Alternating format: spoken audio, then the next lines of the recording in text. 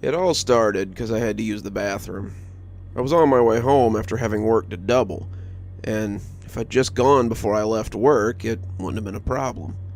I was in such a hurry to get home because I knew I was going to have to come back and do it again in another 8 hours. My relief had called out about 30 minutes before my shift ended, and though the manager was sympathetic, he said I had to stay unless I could find someone to work for me. 8 hours later, I staggered out the front door and into my car so I could go home and pass out just in enough time to do it again tomorrow. I was about halfway home when I got struck with the overwhelming urge to use the bathroom. It wasn't one of those you can hold it kind of warnings. It was a full-blown, you're going to pee in the toilet or you're going to pee in your pants, but you got about 2 minutes or so to pull the trigger on this decision kind of warnings. I was about 20 minutes from home, and every place I passed was dark or locked up for the night. I just about decided to pull over to the side of the road when I saw the comfortable glow of a Dollar General sign in the distance. I pulled in, figuring it was probably still open, and if it was, I'd use the bathroom. If not, I guess I'd just go behind the building. It was about 10:30 at night, and I was surprised when I saw the open sign still lit up. Their big sign was different. Well, a little different than I was used to, at least. It wasn't the usual Dollar General logo, and as I got closer, I saw that I'd pulled up into a Dollar General Beyond. Wasn't a type of Dollar General I was familiar with, but hey, beggars couldn't be choosers. I heard the comfortable ding of the automatic door as I walked inside, and it put me at ease. The personal speakers that some manager had rigged into the sound system were playing soft rock from one of the local stations, and the overhead fluorescents flickered and crackled in that way that makes you think they're just about to go out. The doors closed behind me with an almost ominous thump, but I shook it off as my bladder throbbed again. I found a tired-looking blonde woman standing behind the counter, and she seemed barely coherent. She didn't even look at me when I walked up, and when I asked for the bathroom key, she turned her head minutely and offered me a fluorescent pink fly swatter with a key hooked to the bottom. I nearly ran to the bathroom, slipping the key in as I opened the door and paused in confusion. I opened the door to find another Dollar General. It was the same as when I went in. Same stagnant soft rock playing over the speakers, same fluorescent buzzing overhead, the same tired salt and pepper flake linoleum that scuffed underfoot. It was a little mesmerizing as I stepped inside, the feeling of vertigo momentary but awful as I let the door snap shut behind me. My need to pee was forgotten as I looked around, and I would be too distracted to remember it for a little while. There were only two differences between this Dollar General and the one that I'd stepped out of. One was the disappearance of the blonde woman. I thought maybe I'd just gotten turned around somehow. Just a tired trick of the mind. Until I walked up to the counter. The woman was gone, but it wasn't something that seemed odd right away. She'd probably gone into the office to count the drawers down so she could go home, and I rang the bell on the desk as I called for help. I rang it a dozen or so times, calling loudly for someone, but no one ever came out. I jumped the counter then, but the office behind it was empty. I checked the back, checked every aisle, but they were empty too. The second difference was that all the doors out of the store were locked and refused to budge. It was getting too weird by now, and I really wished I'd just peed behind the store. I went to the doors and pushed on them, feeling for a lock or something, but there was nothing on the smooth surface. There was no mechanism to unlock the door either. The door was simply unmoving. I went into the back, meaning to go out the back door, but that door was also locked. After about 30 minutes of looking for a key or some way out, I sat down on the counter and decided maybe I'd been locked in for the night. The blonde had looked half brain dead and had probably just left and locked me in. If she had, then why leave the lights and the music on? I pondered it for a minute, but eventually I just shrugged and decided to call the police so they could come get me. I didn't want some cop to drive by on a routine patrol and think I was in here stealing. What's more, I had to be back at work before Dollar General opened. My boss was not going to be happy if I was late, and was unlikely to believe I was trapped in a Dollar General. So I took out my cell phone, dialed 911, but all I got was a weird static noise. I dialed a few more numbers, but each time, the static got louder and angrier. Eventually, I stopped trying. The 5G, however, still works, so I guess that's lucky for you guys. I decided that if I couldn't reach them, I would at least tell them what was going on. I opted to make a sign so that if anyone saw me through the windows, they wouldn't think I was robbing the place. I set about looking for something to make a sign with, and luckily for me, I was locked in a Dollar General. About 2 minutes later, I had a sign made out of construction paper taped to the door, letting everyone know that I was stuck in here and that I needed help. After that, I stepped away from the door, tried to decide what to do now. My bladder groaned again, and I remembered why I'd stopped here in the first place. I opened the door to the bathroom, and hey, wouldn't you know it, there was another Dollar General in there. I must have opened the bathroom door and stepped through about 4 times before I just decided to go in the water fountain. My business completed, I decided to have a bite. I walked around, finding some cold sandwiches and chips, a soda, a little ice cream, and I took it to the front. The self-checkout wouldn't work, so in the end, I just left some money on the counter and figure I'd pay the difference when they opened tomorrow. As I sat eating, the food balanced in my lap as the lawn chair I'd found allowed me to eat off of something other than the floor. I found myself feeling oddly uncomfortable. This wasn't the kind of place you were supposed to eat in. It was tantamount to camping in a car wash, and felt like something was watching me as I munched my food. I'd sat up near the door, and as I found my eyes straying back to it again and again, I noticed something else strange. I was pretty close to a busy road, and approaching midnight or not, I should have seen headlights of some kind by now. We were right next to a pretty busy highway, and the idea that not so much as a log truck or a delivery vehicle had cruised by all night was kind of strange. It was then that I also noticed, after looking back at the door for about the 20th time in 2 minutes, my sign was gone. I left my food in the chair thinking maybe it had just fallen down, but it was nowhere to be found. The tape I had used to stick it there was gone too. The markers I'd left on the counter, even the package of poster board. It was all gone. I walked around saying hello again, thinking someone had come and found my mess before cleaning it up. But I was still alone in the store. I made a new sign and hung it up in the window, and as I returned to my slightly melted ice cream, I kept looking back at it. I looked at it mistrustfully, waiting for it to disappear again, but it stayed stuck to the door, just as the last one had. Until it had suddenly gone missing, that was. After finishing my little dinner, I grabbed some bedding from the end cap near the middle of the store and some chair pads from the same area. I figured I wouldn't get more than a few hours of sleep before someone came in and asked what the hell I thought I was doing, and settled in to get a little shut-eye. I tried to send a text to my boss to let him know what was going on, but the text just sat there unsent. I sighed and closed my eyes, getting comfy as I tried to fall asleep.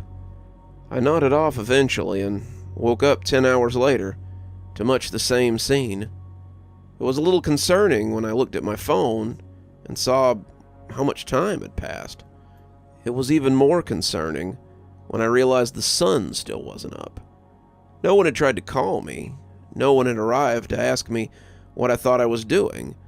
And that was when I sat down to write this. As I said, the 5G seems to work very well, but I can't so much as make a phone call from my phone. The outlets seem to work pretty good, and there's plenty of chargers here to keep my phone from dying. I don't seem to be in any danger of starving either.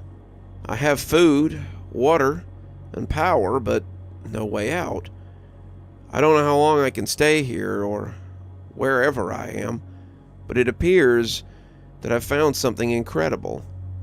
Incredible and inescapable. It's funny, My friends and I used to joke about the number of Dollar Generals in any given place. They always seemed to get closer and closer to each other, and once I made a joke about how one day I'd turn down an aisle and find myself in a completely different Dollar General. You know, enter the back area, a new Dollar General location. Fall through a hole in the floor, you'd drop right into a newly constructed Dollar General. We'd laugh about it over our beers, but it seems less funny now. I'll keep you all posted. I suppose this would count as my first day in the Dollar General Beyond, but I'll let you know if I discover anything new. If you come across one, I can't stress enough to avoid the Dollar General Beyond at all cost. If you do go inside one, for God's sake, don't go into the bathroom. There are forces at work here that I don't think anybody understands.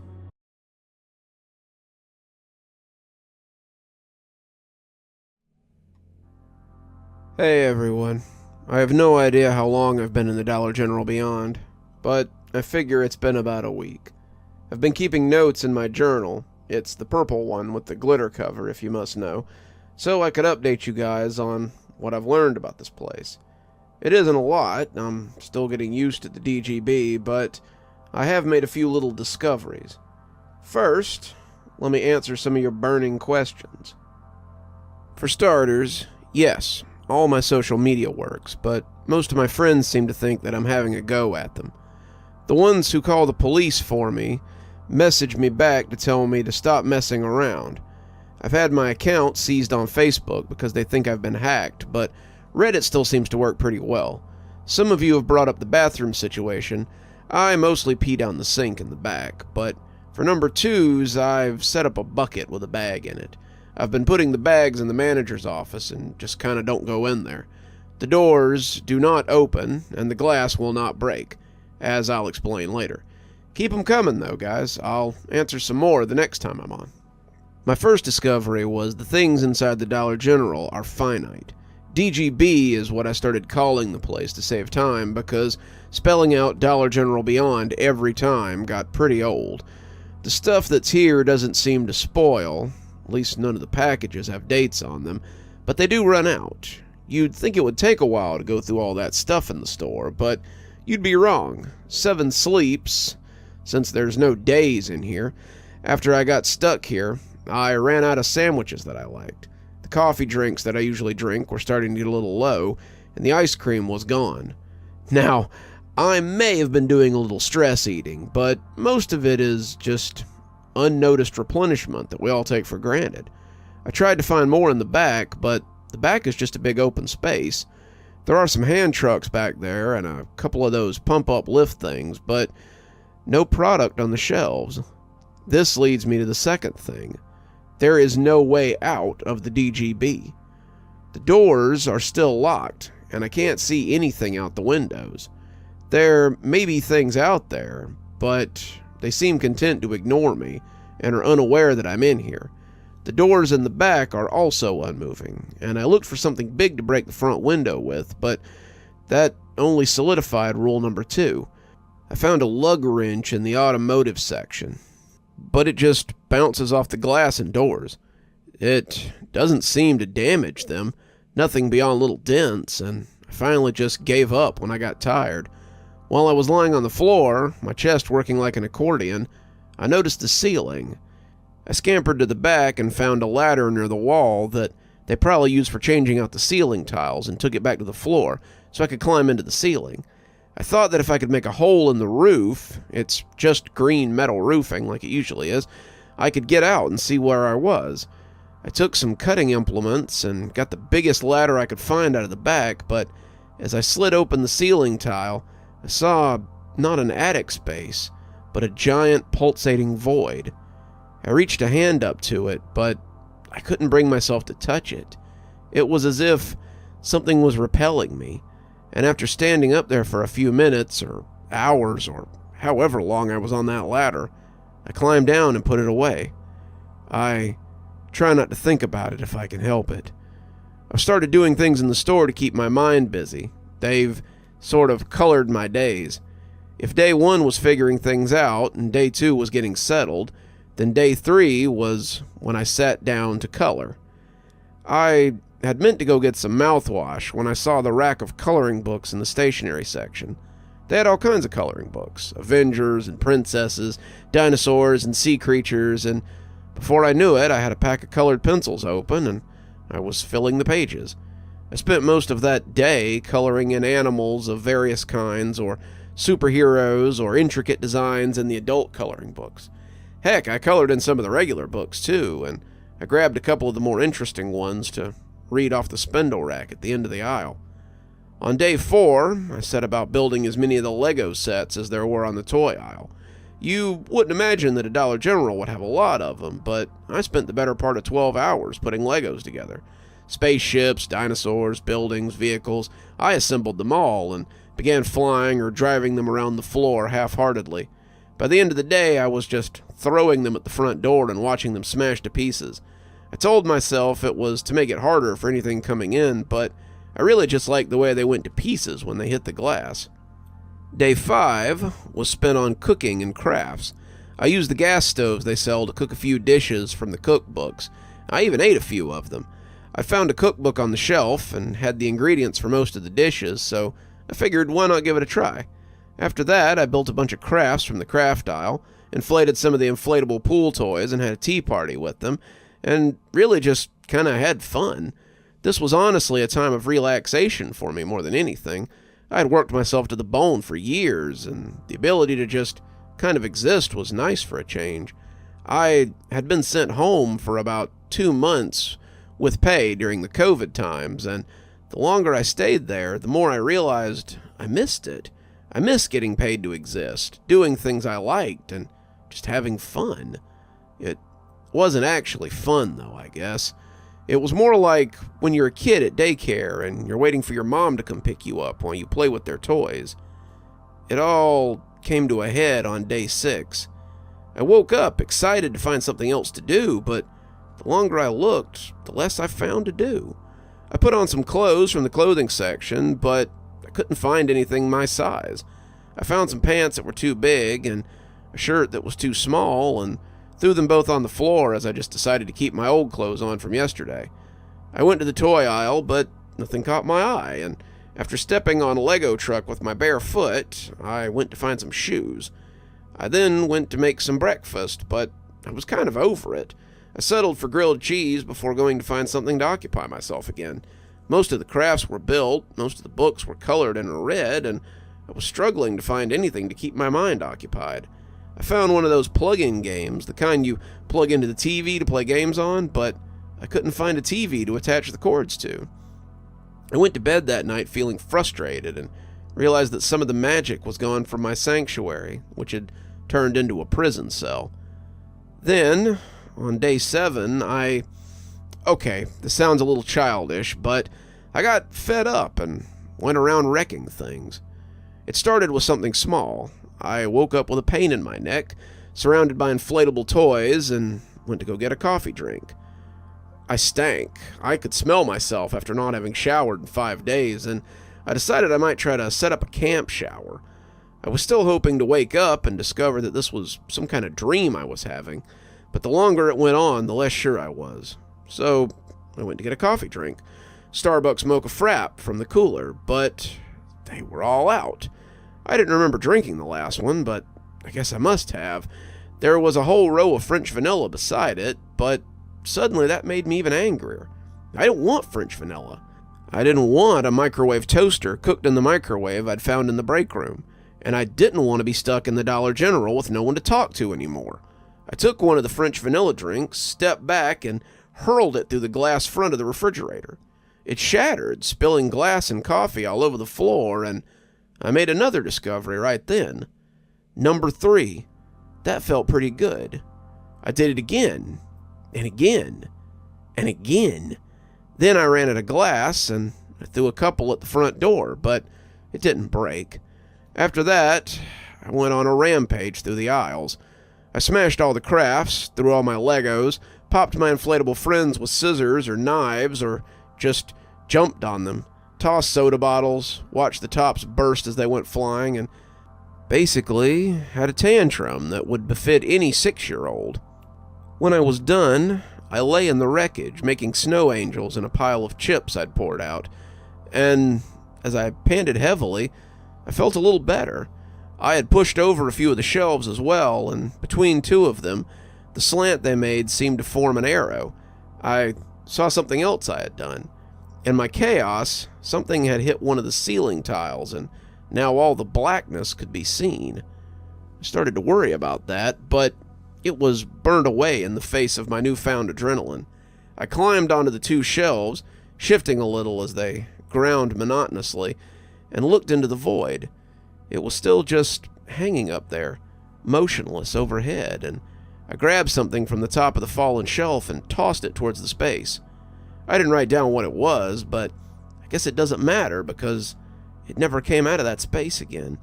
I grabbed something else, had reared back to fling it, but I stopped halfway through the throw. Something about that darkness made me very uneasy. The way it moved after I'd tossed something into it seemed angry. I know how that sounds. How can darkness be angry? But it did. It seemed to watch me as I prepared to throw, daring me to let it fly and see what happened. I let whatever it was fall to the ground and went down to get ready for bed. I was tired, exhausted from my day of destroying my prison, and I decided to drag my bedding under the shelves that I had dropped together. 1, it made me feel like I had a shelter, and 2, it was the cleanest part of the floor with the least amount of crap on it. 3, I guess, was that if it collapsed on top of me, at least I wouldn't be stuck here anymore. I had scratched that last one out of my journal, but I think it's important to have it now. It speaks a lot to my state of mind. I must have dozed off for a little bit because I came awake and I was surprised to see that something had changed. The store was completely dark. The store lights had never gone out in the week that I'd been here, not unless they went off after I went to sleep, and the new dark was highly unsettling. I wondered if that was what had woken me up, but as the shelves groaned again, I realized it had been something else. Whatever that something was, it was now perched on top of my makeshift structure. For the first time in a week, I had something else here with me, and the knowledge made my blood run cold. I was under a big pile of blankets and inflatables that I had dragged here, and I snuggled down beneath them like a kid when he thinks there's a monster in his closet. I heard it moving around, heard it making its careful way out of the shelves and across the mess I had created. The way it moved made me believe it was huge and hunkered to fit in the space, but I refused to peek and see what it was. It made a noise of discomfort more than once, clearly coming down on some of the sharper bits of my mess, and I closed my eyes as I tried to stay as quiet as I could. I wasn't sure if it was dangerous. I didn't know if it could hurt me, but I knew enough to know that I really didn't want to find out. It moved about for some indeterminable amount of time. Could be an hour as much as it could be 5 minutes, but eventually it left, and I could see the lights blink back to life as they came back on. Whatever it had been, it had killed the lights, and I made a note to watch out for that in the future. Eventually I gave up on sleep and got up to see what was still edible in the destroyed ruins of my cell. After finding some unopened chips and a mostly intact pizza, some of the soda that I hadn't wrecked, I sat down to eat breakfast and write this. I decided to transcribe the journal into my phone, just in case something happens to it, and I've also decided to go into the bathroom again. It brought me here in the first place. Maybe it can take me back again. Even if it doesn't, maybe it'll take me somewhere else. I've ruined all my food here during my tantrum, and if it brings me right back here, then I guess I'll have to salvage what's left and try to live as long as I can. Looking through the door now, the DGB on the other side looks very different from the one I'm in now. It looks like this one when I first came through, and I'm hoping that if it doesn't take me back where I came from, then maybe it'll take me somewhere less wrecked. Wish me luck. Either way, that's all for now. Hopefully there will be a chance for more, some other time.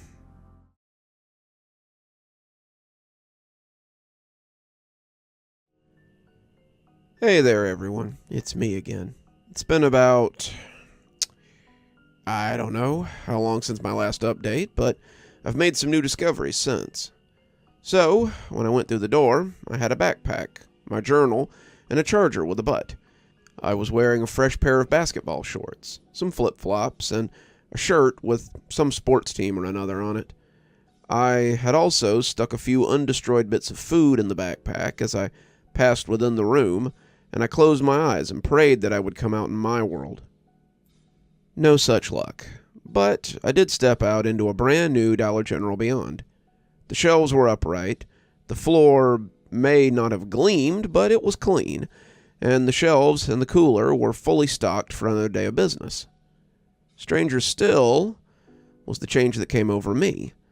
When I walked through, I'd been holding the straps of my backpack, praying under my breath for escape, but as I walked in, my hands suddenly grabbed onto nothing, and I felt jeans on my legs and boots on my feet again. I looked down to find that I was wearing my work shirt, the logo for Rocco's Subs across the front, and took inventory of myself before going on. Discovery number 4. You can't take things with you from other Dollar Generals. Only the things I brought into the Dollar General Beyond stayed with me when I traveled. Traveling is what I called it when I go from the bathroom and step into a new Dollar General Beyond. My phone, my wallet, my work ID, the 27 cents I had from something earlier that day, and the granola bar I had crumpled up in my back pocket traveled with me. Anything I tried to bring through the DGB doesn't come with me, though. It's not a big problem. I can get more chargers or supplies when I get there, but it's a little jarring to feel the backpack disappear off your own back. As such, I've started keeping my journal here on my phone since the words in the notes seem to come along with me too. This brings me to the next thing. Discovery 5. The stores reset themselves when you travel. The DGB I walked into looked similar to the one I had left, and the stock was back in place. I say similar because the inflatables are gone in favor of autumn items. There's decorative pumpkins on the seasonal shelves. There are fall items throughout the store, and many of the coffee drinks now have pumpkin spice in their midst. Everything else is the same, but it's like the store goes through little changes when you go to a new one. I still couldn't leave. The door refused to open, but the lights are on and the music is still playing, so that's not too bad. Plus, I like pumpkin spice, so it's not a big problem. This time around, I started experimenting a bit with the bathroom door. I now realize that the sign I made on the first night hadn't just gone away. When I passed back through the bathroom door, I had gone into a new DGB, and the sign hadn't existed there yet. I didn't bother to put one up this time, not really wanting to attract the attention of whatever might be out there anyway. I took note of my food, deciding how much I'd have before I had to move again, and I figured I had about 2 months of food, as long as I didn't go buck wild. I found some bedding and made myself a little bed area. That's when I set to experimenting. I started by throwing things through the door. It started with action figures. I probably tossed about 24 of those green army men through the door before realizing I had no way to see if I could get them back. So I went to the dental aisle and got some floss. That's when I discovered I didn't have to get them back. There was a small pile of loose army men laying on the floor of the toy aisle, just hanging out as if they had tumbled there from nowhere. The other store had rejected them, sending them back to their point of origin, and I looked at the dental floss dubiously. I shrugged. It was for science, after all. I hooked it to the base of the soldier and tossed it in. The army man disappeared into the space, and the dental floss kept spooling out as if the door was pulling it. It came out quickly, running out fast enough to make me think I might see smoke, and when the spool jerked as it hit the end, the little box fell out of my hand. It slid across the ground and went in too. I watched the door for a few seconds before going to see if both had gone back to their point of origin. Sure enough, the army man was in the toy aisle and the floss was in a pile on the dental aisle, with the box beneath it. I picked up the floss and went to look for other things that I could throw through the door. I didn't really have anything living, besides me, and I knew I could go through the door just fine. I settled for some bananas, but they too came back. Same with other fruit, but I had figured they would. Liquids were the same. The oil I splashed through the portal made a huge mess on the floor when it tried to go back, and I stopped after that. Nothing could go through the door other than me. Got it. That was day 8, I suppose. On day 9, I looked at the data and had to see what it all meant. The only thing I really knew about this place was A, I couldn't leave, B, I could only go to copies of other Dollar Generals, C, some of those copies were a little different but still similar, and D, only I could go between the places. And E, there was something that came out when the lights went off that I did not want to meet again. It wasn't a lot to go by, but it was something. This place had rules, and rules were something that I could work with. I spent a few days in that particular store, throwing things at random into the portal to make sure the rules were constant. In the end, everything came back. Nothing was immune to the rules, except for me. I looked for living things to throw in, but it appeared I was the only thing that lived here, which was concerning. Most stores try to keep themselves clean, but inevitably there will be bugs or even rats in the store. I checked under every shelf, in every corner, and behind every box and bag, but I couldn't find any of the usual signs of pests. No mouse crap, no spider webs, no roach bodies, no nothing. Maybe that was part of it too. I don't know, but I made a note of it. Discovery number 6, there are no pests in the Dollar General beyond. After that, I decided I had done all I could here. What else was I going to do in this store? What was I going to do in other stores, for that matter? I didn't know, but I realized that staying wasn't going to get me anywhere. I started to pack a few things, but realized the futility. It would all just disappear when I went, but I did do something before moving on.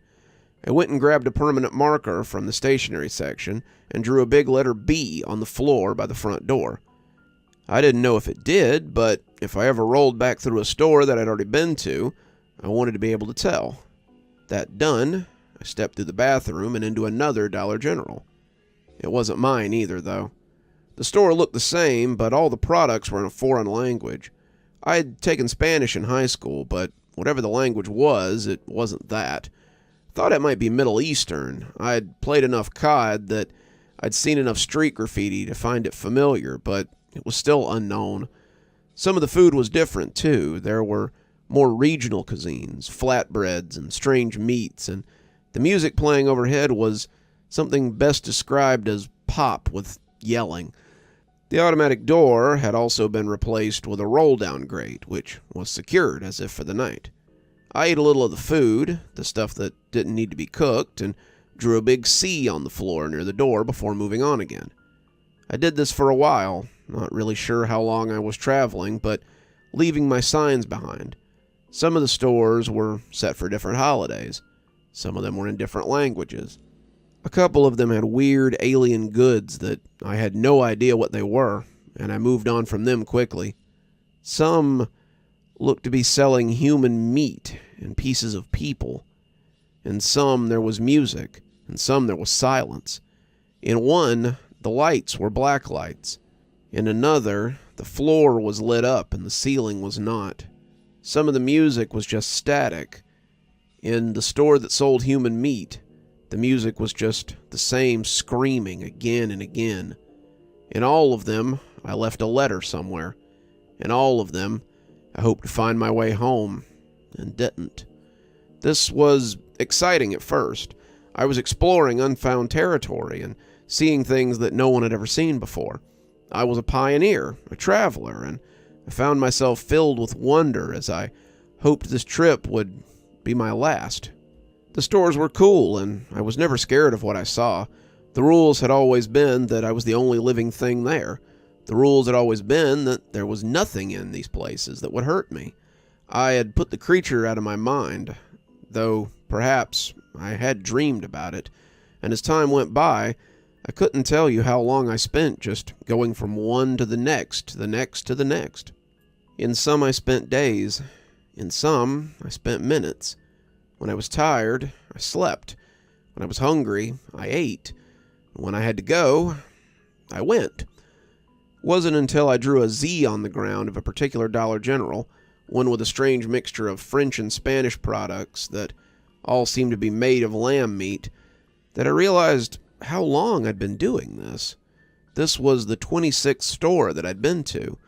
I'd been going straight through many of them, and had yet to see anything beyond the front door other than the murk of night, or darkness, or whatever it was. I hadn't found anyone else either, and that was beginning to worry me. I also hadn't run back over any of the letters, which was less worrisome, since it meant there might be an end to these stores. I found I'd been looking at the Z on the floor for several minutes, before shaking it off and heading back to the bathroom. Nothing to do now but carry on. It would be another 7 stores before my ideas of being alone were challenged. The letters had replaced my days by then. I could have no more told you how long I'd been here than I could have told you who the King of Spain was. I had been leaving double letters after the Z, but I figured that at some point I would have to leave triple and quadruple. I tried to sleep as little as possible, keeping moving until I had to stop. I was yawning as I went into the store that I was already thinking of as FF, and I walked into a familiar scene, though I knew it wasn't the place I'd thought it was. The store was wrecked, and it was the first one I'd seen out of order since the store I had left behind. I wondered if I'd come full circle, but one look at the shelves was enough to tell me that I hadn't done this.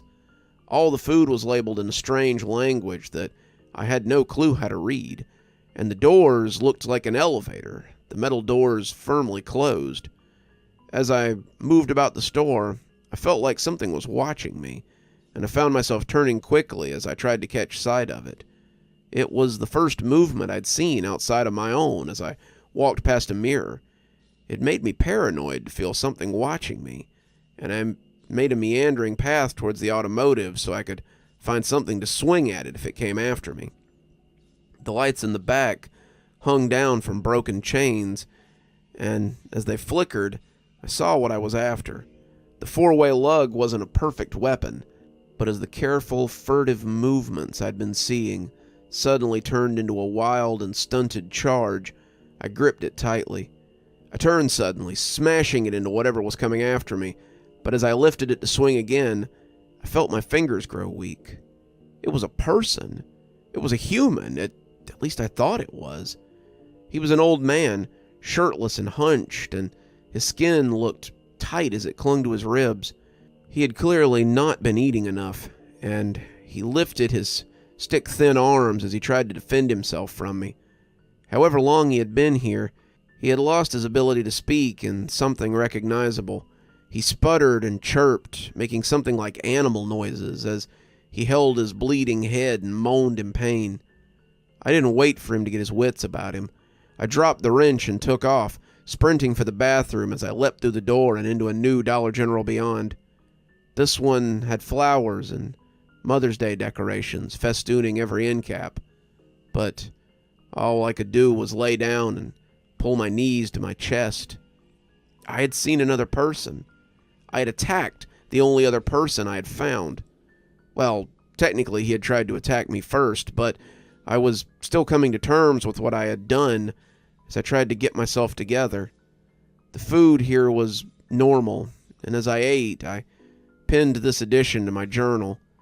The notes here are all I have to prove that I'm not going crazy. It seems there are others here. They don't seem very friendly, though. I've already marked this store as GG, and I am preparing to take a rest for a little while before proceeding on. I don't know what else I'll find out there, but I still remain hopeful that I'll find a way out. I'll keep you posted. Pray for me. I still hope to come out of this alive.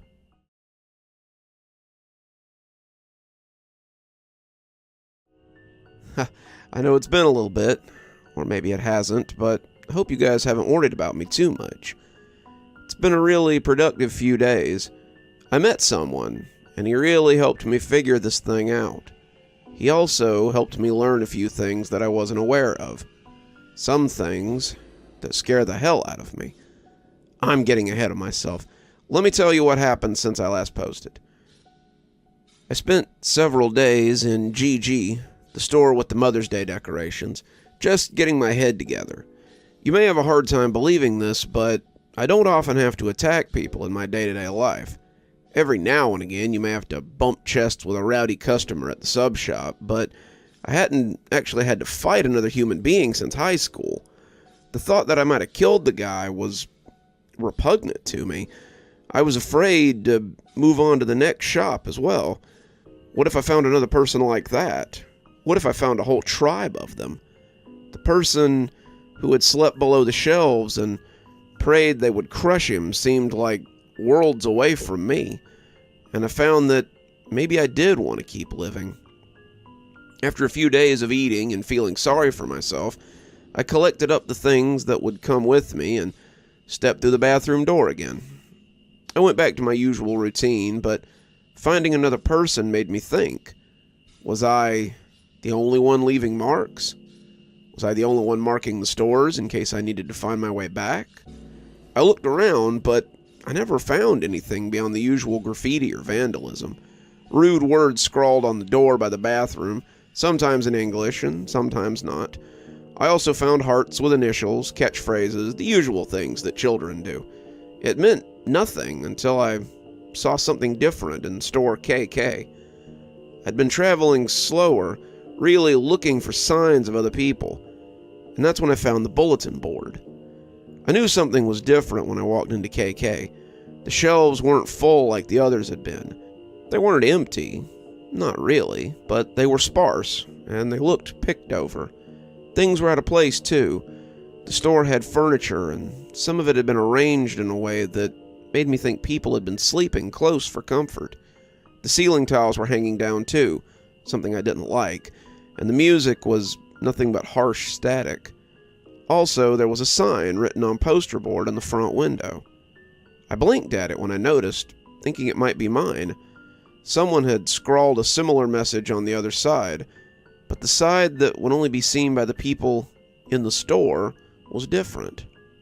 The writing was messy, scribbled with magic marker, but it was readable, and it filled me with hope that the crazy hermit might not be the norm. If you can read this, check the bulletin board in the break room. When I come back, I'll answer your message. It was like a bomb going off in my head, and I kicked myself for not looking before. How many break rooms had I been in? How many times had I used the microwave or opened the fridge to see what was inside? I had passed by the corkboard 1,000 times, but never once had I thought to read it. It would be things I had no interest in, things for employees, but it seemed now that that might not be the case. I hurried behind the counter and went to check the board, finding a treasure trove of knowledge. Their name was Gale, and they'd pinned a good many things there. Rules for the DG. 1. Don't go outside. There's nothing out there.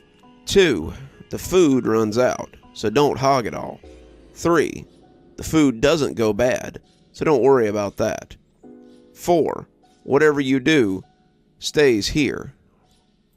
5. Don't go into the ceiling. No one comes back from the ceiling. 6. Don't be afraid to leave. There's nothing for you here once it's gone. Another piece of paper had a picture of a dark creature that had been colored in with a crayon. The miasma, it was called. Don't let it see you or you'll die. Don't go into the ceiling or it'll get you. The last bit seemed to be a goodbye letter, and it was in the same handwriting as the others. I feel bad that I couldn't bury you properly, so let this serve as your memorial.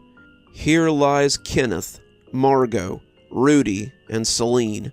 They were the best crew anyone could have asked for, and I miss them every day.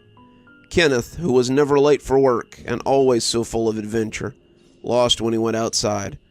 Margot, so full of life and hope, lost to the thing that lives in the ceiling.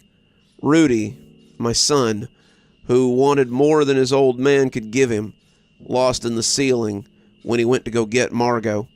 Celine, who always made sure we ate before she would, went through the door when I was too cowardly and hard-headed.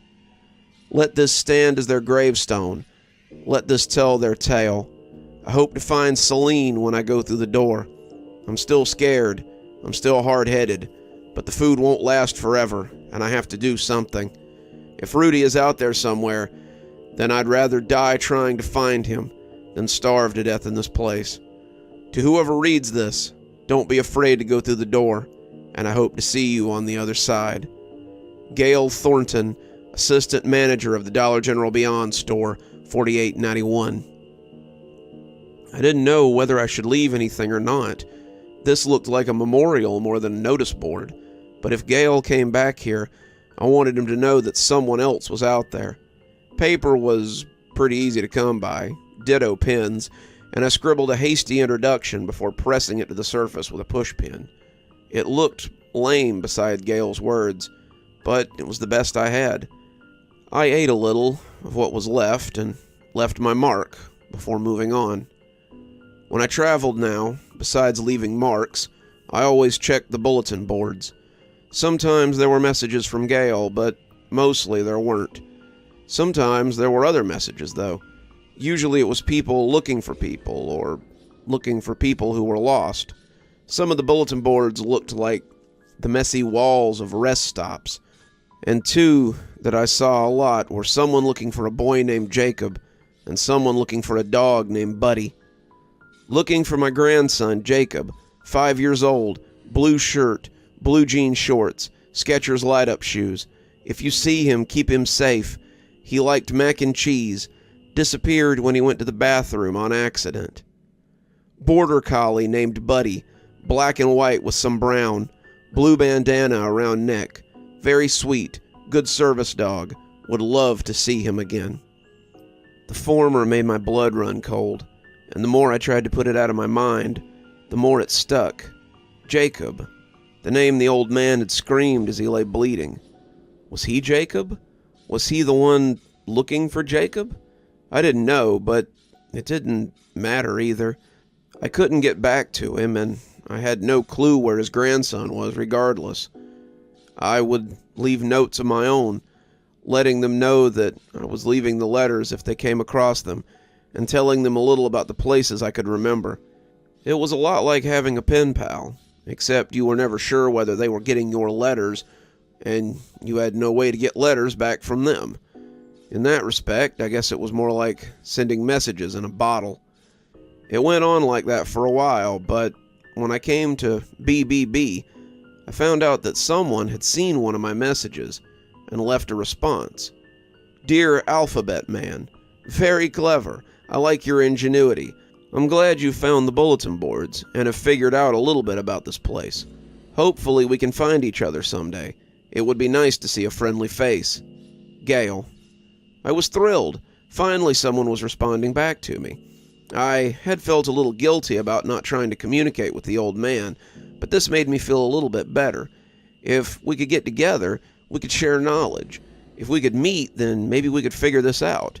I kept going, each new store hoping to find Gail, but each new store seemed to find me a couple of steps behind him. He was leaving messages, leaving answers to old messages sometimes too, but I never seemed to catch him. Gail and I were moving through this space differently, it seemed, and Gail was better at it than I was. Gail, I came to believe, could move backwards as well as forwards. To Alphabet Man. Saw your mark, the one labeled K. Be careful if you find yourself there again. Sometimes there are shadows there that like people a little too much. Gail. To Alphabet Man. I thought I had gone to the hermit store for a minute, but I see this may be where you began your journey. Try not to destroy any more of them. They aren't as infinite as you might believe. Gail. To the Alphabet Man. I found your stovetop in a place called SS. Hope the eggs were good, and thanks for leaving me some. Gail. This went on for 3 or 4 more trips before I found the message I was looking for. JJJ, the spot I had found myself in, looked very different from the other stores I'd been to. It looked picked clean, every shelf emptied and bare. Someone had collected a pile of things from the store and attempted to burn the door. It smelled like they'd used lighter fluid to start, and the ceiling tiles by the door had fallen as they charred and left a wide, gaping maw above. The door, however, was none the worse for wear. I skirted the edge of the ceiling hole and made my way towards the break room. I didn't expect to find anything, but I was surprised to find the break room still intact. On the board was a message written on the back of a charred newspaper. "Alphabet Man, I hate to leave you in a place like this, but if you keep your current path, you should be here in a couple of days.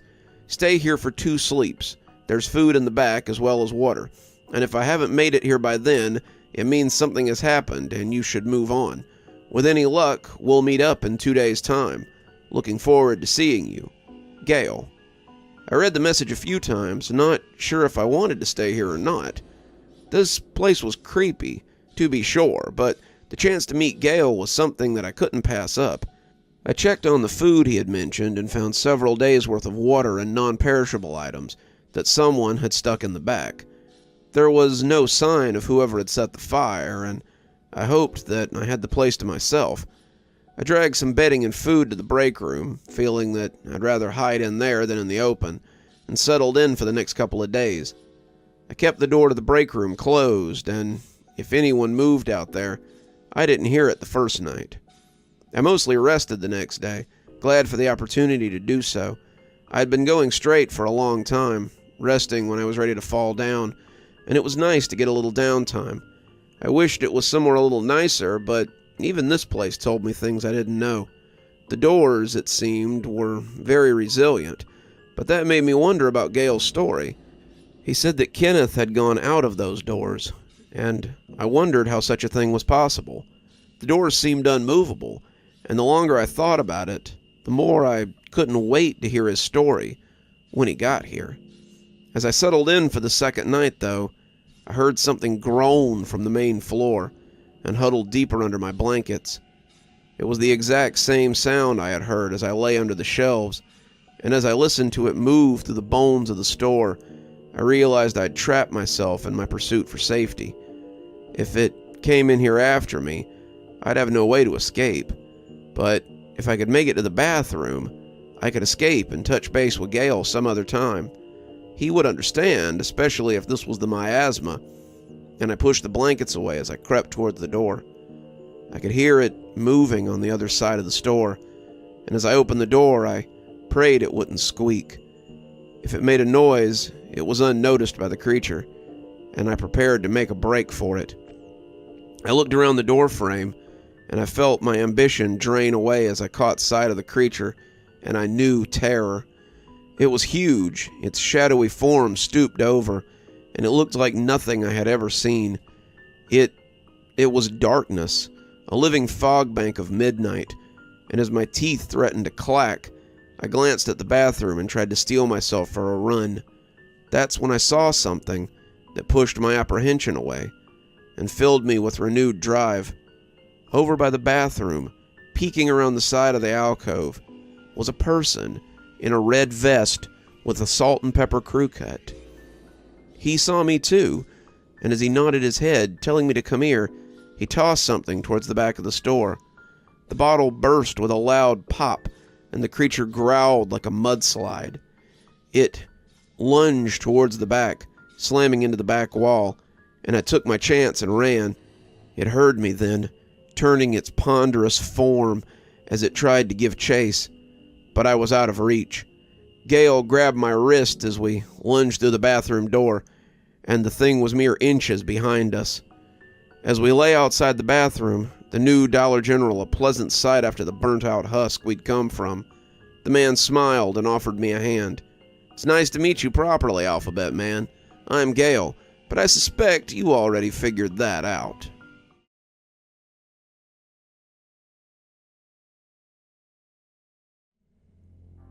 I know. It's been longer than you likely wanted to wait to hear more. I've been in a place the last few days that I've been calling the DGB-0. It's a place I've never been before, but it seems to be where Gail has been staying. There isn't any real difference between the DG-0 and any other store, but Gail has been living there for well, for a long time, and says it's his kind of base of operation. What's more, Gale can bring things between stores. When I asked him how, he said it was a trick that he had learned and that he might teach me if he had time.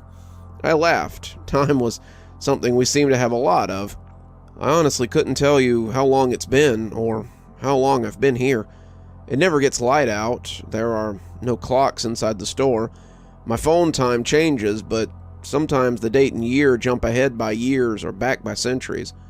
Right now, it says it's 3278 on Fronde in Mimtober in 1632.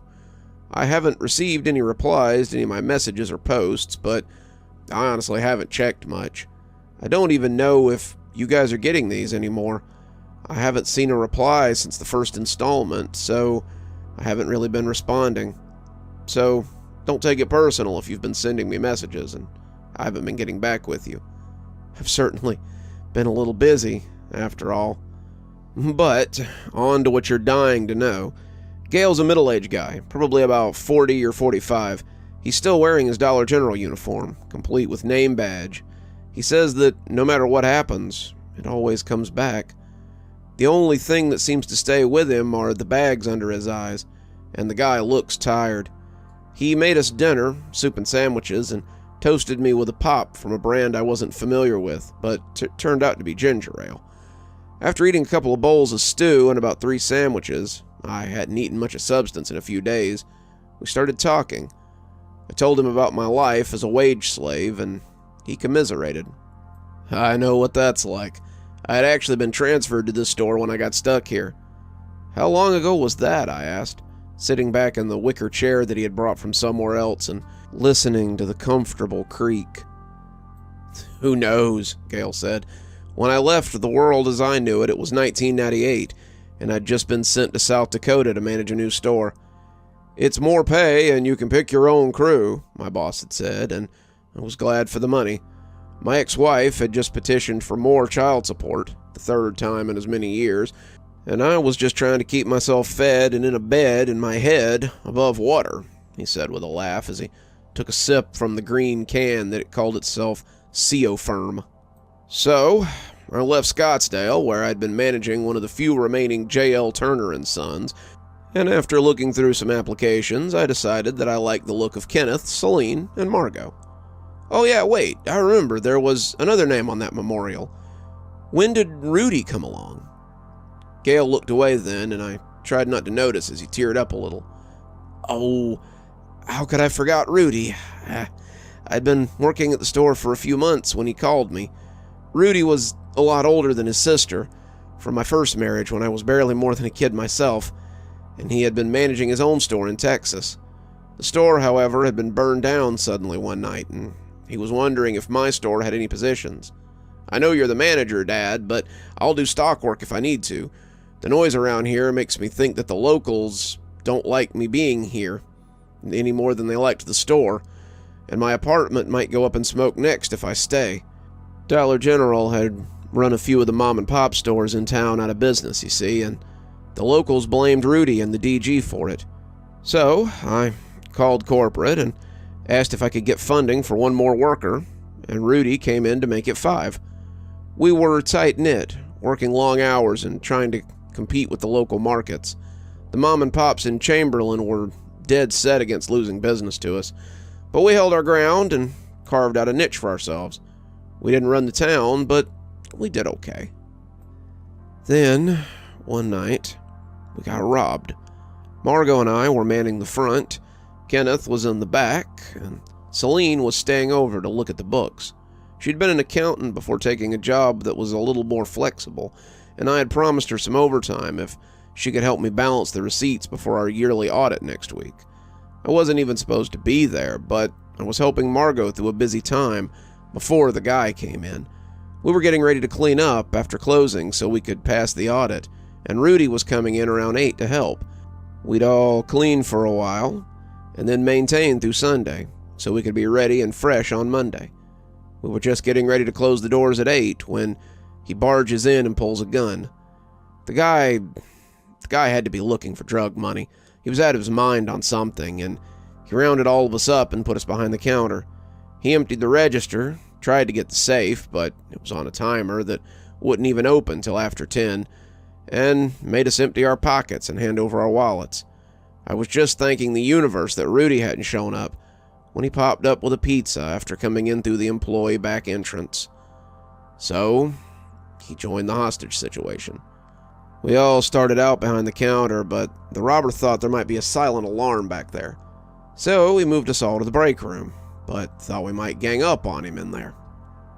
There was no door hanging on the break room, so there was no way to secure us. He finally decided to put us all in the bathroom and keep us pinned up there while he left. He herded us in through the door, and imagine our surprise when we came out in a different Dollar General. It was just like ours, except the doors wouldn't open. We didn't think about trying our way back through the bathroom, and good thing, too.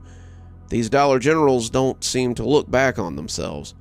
The bathroom only takes you to a different one, never back the way you came. But you go to different ones, I put in. He smiled. In time, my friend, in due time. You probably remember the first Dollar General you stayed in for a while. I imagine it got a little boring after a while, didn't it? I nodded, telling him it had only taken about a week for me to be done with it. Well, imagine that time times 5. First, it was a lot of fun. We played games, we spent time together, and kind of felt like a real family. Rudy and Margot had been having a not-so-secret relationship for months, and Celine and Kenneth and I had been hanging out a lot after work.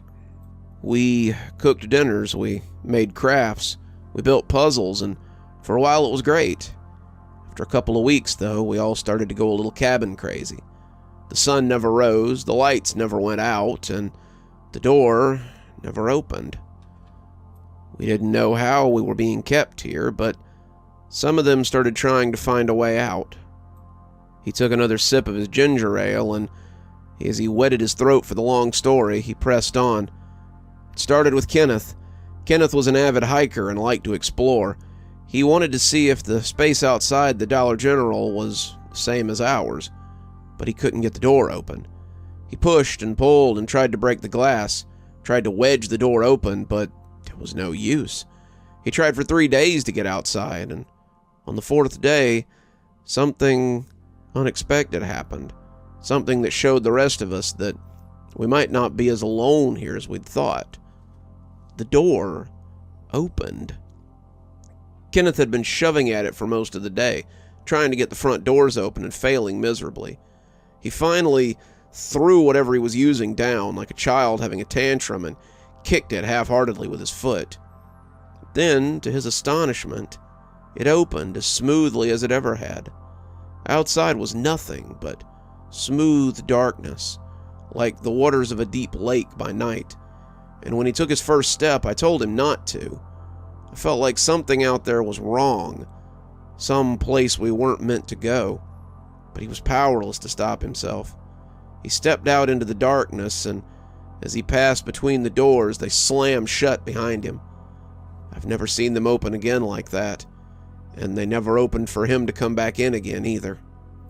I glanced at the door to the Dollar General he had chosen to take up residence in, and that was when I noticed something. Someone had piled things in front of the door. Card racks and newspaper racks and other things blocked it, and it was unlikely that it would open and tempt him again. Some of them weren't even in English. Some of them had odd dimensions to them, and it was clear that he had ranged wide to find some of these things. Then Margot got snatched by whatever lurks in the ceiling. I call it the miasma, the thing that came after you in the burnt-out store. Had you seen it before? Once, I said. Bet it was right after you started messing with the ceiling, wasn't it? I nodded guiltily. Rudy and Margot had been looking for a way out as well. They decided they could get out through the roof, but when they took some of the tiles down, they discovered a deep bank of darkness up there. It was just like the stuff outside the door, and when Rudy reached out to touch it, I told him not to. Rudy was a good kid, and he knew better to touch something that I was worried about. The two of them were young enough, though, that when they called me over to see something, I watched as they tossed a tennis ball into the void. They had about 4 empty cans of tennis balls on the floor, and when I asked if they had all gone in, Rudy said they had. When I asked how many had come out, he told me none. I didn't think anything of it, and when he threw the cans up there, none of them came down either. I was settling in, getting ready for bed, Celine already snoozing on the little sectional piece we had pulled in close together, when the lights went out.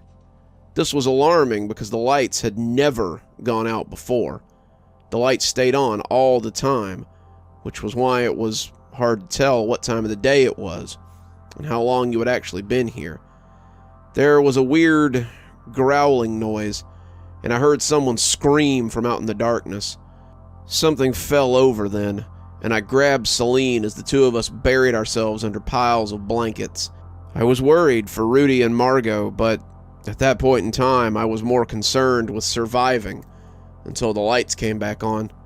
Something stomped close to us, making a lot of racket as it pushed things around, but after a while, the lights came on again, and we surfaced to find some shelves shoved over, and a lot of things crushed and smashed. Rudy found us not long after that, saying that he and Margot had seen a monster come out of the ceiling. It had grabbed her, as the two of them had run for the manager's office. And when the lights came back on, he had found the same mess that we had.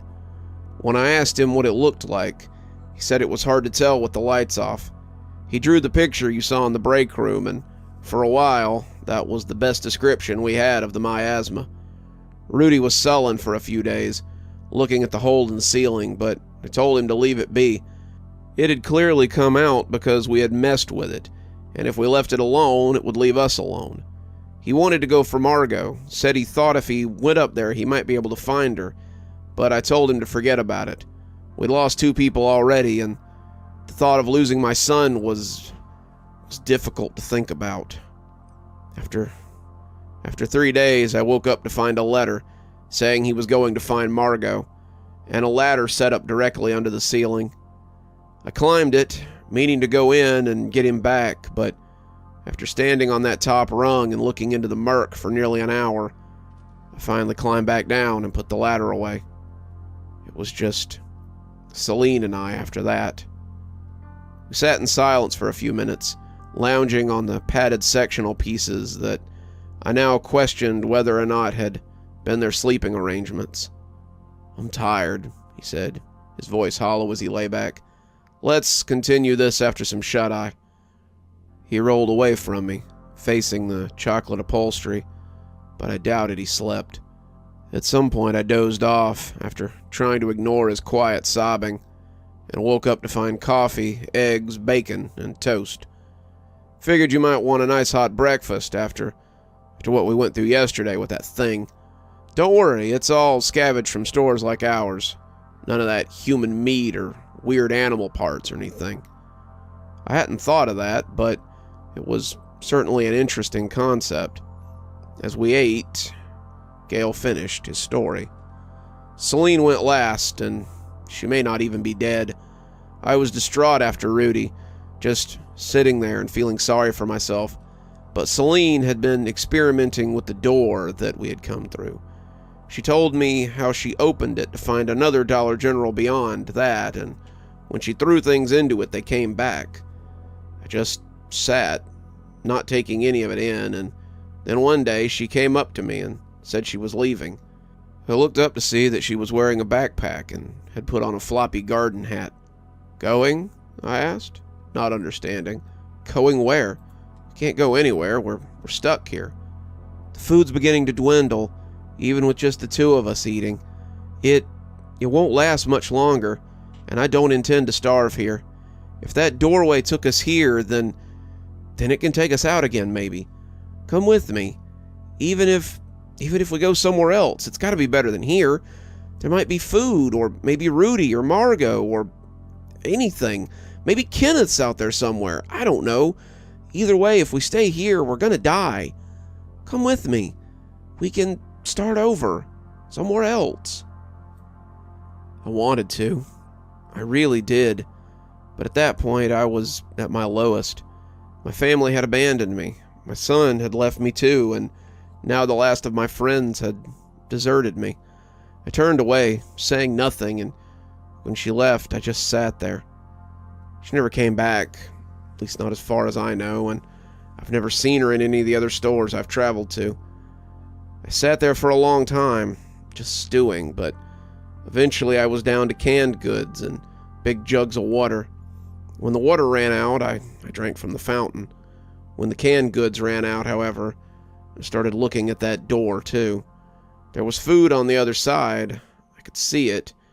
Without thinking about it, I just stepped through one day. It was brand new Dollar General, fully stocked with food and set up for Christmas, and that was how it all started. I never stayed long in any store after that. I just kept moving, hoping I would find Celine or Rudy or anyone. I found a few people, but the ones I found were usually scared or half crazy, and I moved on quickly. One fella, an old guy in a half-destroyed store, stabbed me with pruning shears as I went through his place. He pulled up his shirt then, and I gasped as I saw the spot he pointed to midway up his belly. I didn't see anything, though. Not a scar, not a red mark, nothing. It looked as fresh as new skin, and he laughed when I looked surprised. Luckily for me, it was close enough to the door that I could make it through, and that's when I made my biggest discovery. I fell through the door, grabbed at the shears so I didn't push them in deeper, and found they were gone. So was the wound. You've probably noticed that no matter how ragged your clothes get, they always repair themselves when you pass through the door, right? Well, it's the same with your body. Burns, cuts, stabs, they all heal when you go through the door. I've had all manner of things wrong with me, but a new store always means a new me. We sat there for a few minutes, each of us digesting something different, it seemed. Did you ever find Rudy or Margot or Kenneth? I finally asked, already guessing the answer. It was several minutes before he responded, and I wasn't sure that he would for a minute. Nah. They went beyond the Dollar General beyond. The store protects us, insulates us to a certain degree, but if we go beyond, then we're lost. I've watched the store change over the years. New items added, new layouts and concepts, but I've stayed the same. I was 43 in '98, and I still look exactly the same as I did then. I haven't aged, and neither will you. The store traps us, keeps us like this, plays with us until it inevitably breaks us, and there's nothing we can do about it. He looked sad, but when he turned back, his smile had returned. But, he said, there are things we can do to make it harder for them to break us. Things I can show you. Gale promised to teach me what he knows, and I'm eager to learn. I've shared enough for now, though. Gale's asleep, and I can tell that the tapping of my phone keys is bothering him. I'll update you guys in a little bit. Till then, don't get stuck in the Dollar General beyond either, or we might have to come find you as well. Till next time.